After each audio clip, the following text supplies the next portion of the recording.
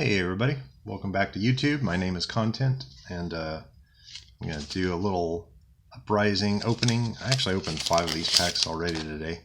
I know this is not the most festive fab background, but what are you going to do? So we got a couple cool rares. I like this, the Red Hot Girl. She's pretty cute.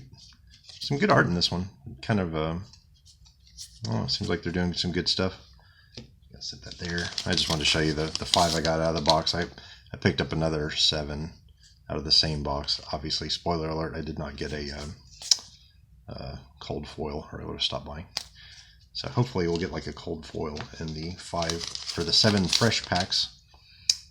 And you know, man makes plans and God laughs. I was gonna try to use this latter half of the year to get some content up every single day.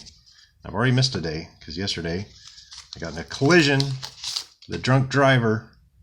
I was going home. The guy just peeled out in front of me, peeled out across 3 lanes, wanged me. I was about 4 minutes away from home. He immediately speeds off, so it was a hit and run. And I chased him down. It's the first accident I've been in actually where my car still worked afterwards. Literally, if you're on I-75 in Georgia and you get in a wreck, chances are good that okay, here's the fresh packs. Chances are good that like me, you're gonna lose the front right wheel or something. And I do mean the wheel, not like the tire fell off. I lost the wheel 2 consecutive times, so pretty brutal. All right, I think it's 4 commons and then a rare. Yep. So I chased the guy back to first rare foil I've seen, this parking lot nearby, and he's like, hey, it's like, can we I repair cars, can we just settle this? I was like, well, no. I want to file a police report, but I don't own a phone. This thing you're viewing this video on is I just leave this at home. It's not really a phone. It doesn't have service. I guess you can make emergency calls, but whatever. I should probably keep it in my car. That would be smart. But yeah, I was like, nah, we need to call this in. And he's like, I'm already on probation, so that's not gonna be good for me. And he tried to give, ooh, that's pretty. He tried to give me his number, and oh, Dromai. He's like, I work for an auto repair shop. We'll take care of it. I was like, nah, it's okay. He goes, well, follow me back to my house, and my wife has a phone. So we go back. Anyway, she comes out. Long story short, she's like, I was like, were you able to reach 911? She goes, nah, we don't need to do that. So I was like, okay, great. Jotted down the street where he lived.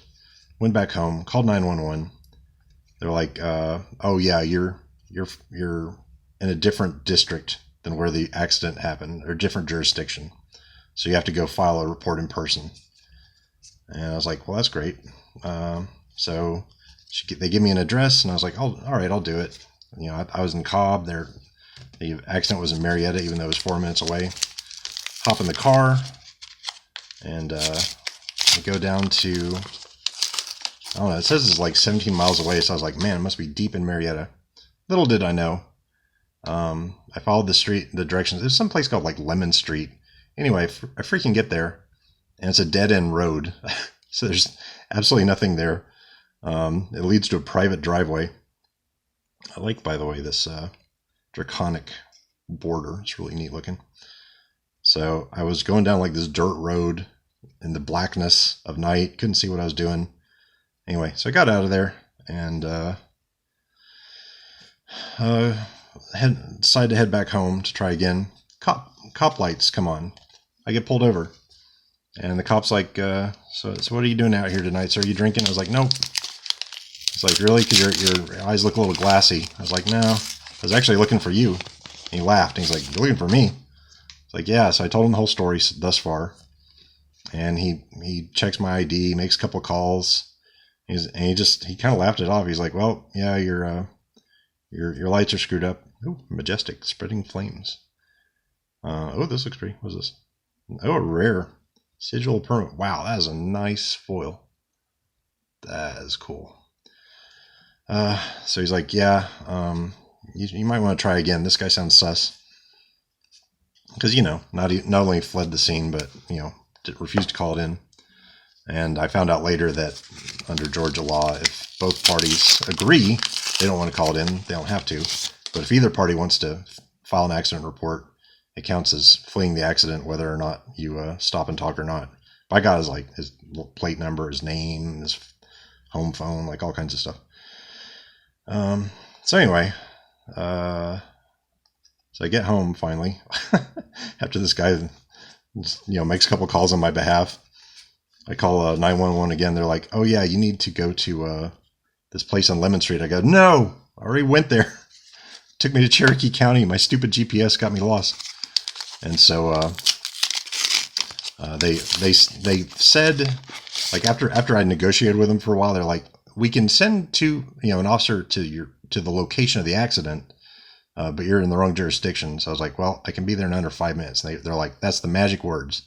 So they're like, very quickly and safely, try to get there right now. And I was like, okay, because they're busy. I mean, it's 4th of July weekend.